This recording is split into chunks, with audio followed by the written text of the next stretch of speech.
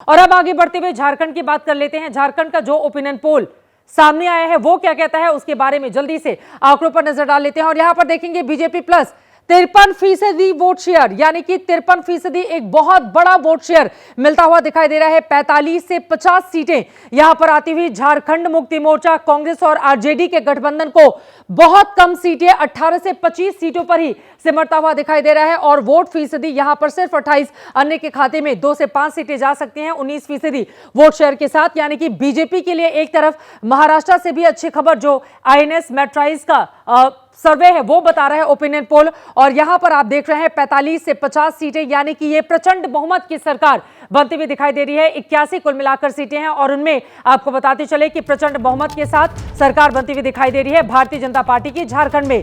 यह अब तक का ओपिनियन पोल आपके सामने रखा है। आईएनएस मैट्राइज का ये ओपिनियन पोल है झारखंड चुनाव को लेकर किया गया ये ओपिनियन पोल, जो ये बता रहा है कि 5 साल के बाद बीजेपी की वापसी वहां पर संभव है। बीजेपी प्लस को 45 से 50 सीटें, और अगर इस तरह का आंकड़ा सामने आएगा तो ये अपने आप में बहुत बड़ा प्रचंड बहुमत कहा जाएगा भारतीय जनता पार्टी के लिए।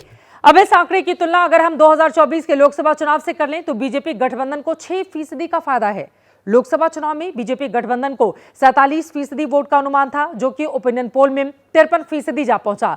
झारखंड मुक्ति मोर्चा गठबंधन लोकसभा चुनाव में 39% पर था, जो कि ओपिनियन पोल में 28%, यानी कि गिरता हुआ दिखाई दे रहा है। मतलब माटी बेटी और रोटी का बीजेपी का जो वादा किया गया था, कम से कम इस सर्वे में वो काम करता हुआ दिखाई दे रहा है। झारखंड में कल शाम को पहले फेज का प्रचार थमने वाला है, उसके ठीक पहले कम से कम अब तक के इन आंकड़ों को अगर हम देखें ओपिनियन पोल की माने और इसी तरह के आंकड़े अगर आगे आने वाले वक्त में आएंगे तो बीजेपी के लिए अच्छी परिस्थिति दोनों ही राज्यों में बन सकती है। लेकिन क्या ऐसा होगा, यह बड़ा सवाल बना हुआ है। उधर झारखंड में पहले चरण का मतदान आखिरी दौर में है। फाइनल राउंड बीजेपी के लिए प्रचार की कमान पीएम मोदी संभाल चुके हैं। आज 3 जगहों पर उनकी ओर से मैराथन चुनाव प्रचार किया गया। रांची में रोड शो के जरिए बीजेपी के पक्ष में प्रधानमंत्री ने जमकर माहौल बनाया।